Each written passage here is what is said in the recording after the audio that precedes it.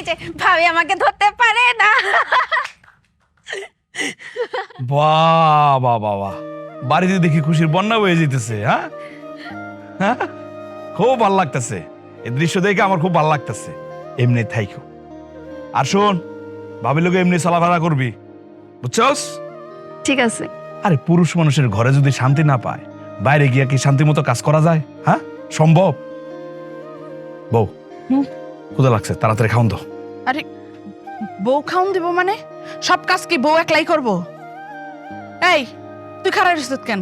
যা তোর বাইরে খাউন দে। আচ্ছা দিতাছে। ভাই চলো। ঠিক আছে, চল।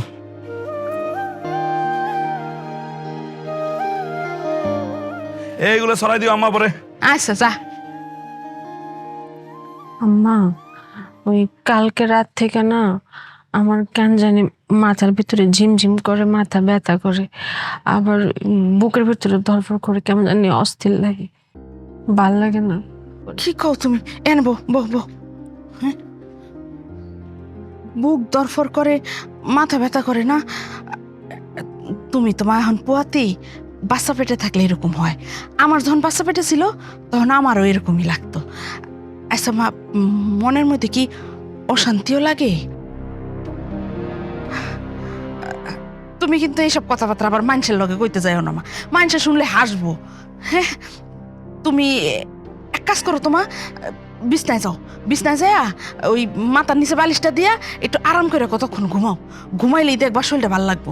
হ্যাঁ, উড়ো উড়ো আও। আম্মা, এনে ঘুমাই না তো, বাতাস আছে। আরে এই শক্ত বেঞ্চের মধ্যে কি শুইবা? এখানে শুয়ে আরাম লাগবো। বিছনায় যাও, বিছনায় যাই আরাম করে শোও। যাও, উড়ো উড়ো উড়ো, উঠটা তাড়াতাড়ি একটু ঘরে যাইয়া বিশ্রাম নাও। আর শুনো মা, কিছুক্ষণ বিশ্রাম নেওয়ার পরে যদি শরীরটা একটু ভালো লাগে তাইলে আমার কয়টা শাক কাইটা দিও। হ্যাঁ, এই যে উঠানের আমি হ্যাঁ রাখ মনে, তুমি উঠানে বইসা শাক কয়টা কাইটা দিও।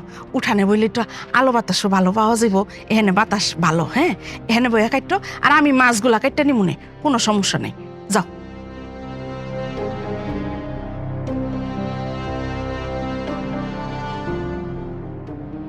তাবিজটা এলে ভালোই কাজ শুরু করছে।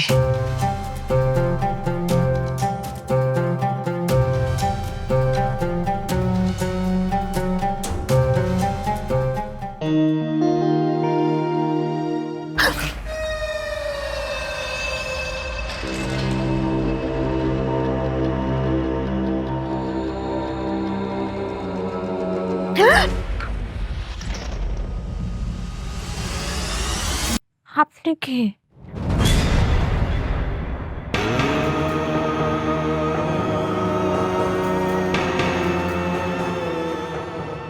আপনি কি চান?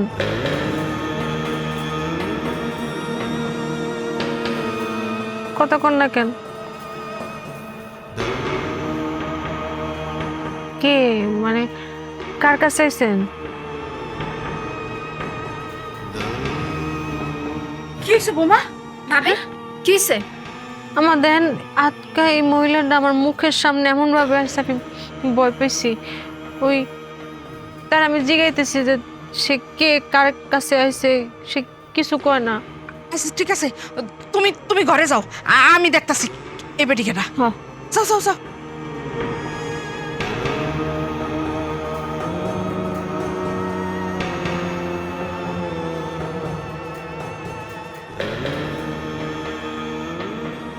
কি বুঝলেন?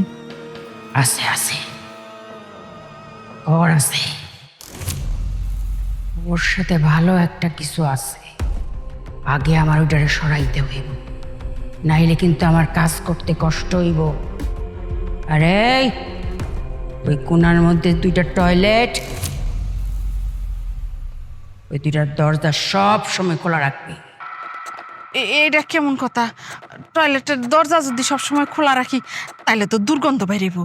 হ্যাঁ, আমার কাজ করার সুবিধার জন্য সব সময় খোলা রাখবি। আচ্ছা।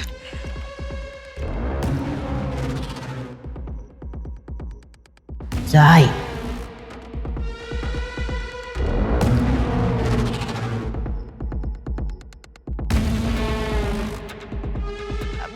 বোমা, এটা তেমন কেউ না, ভয় পাও না, এটা পাগল, পাগল বেডি।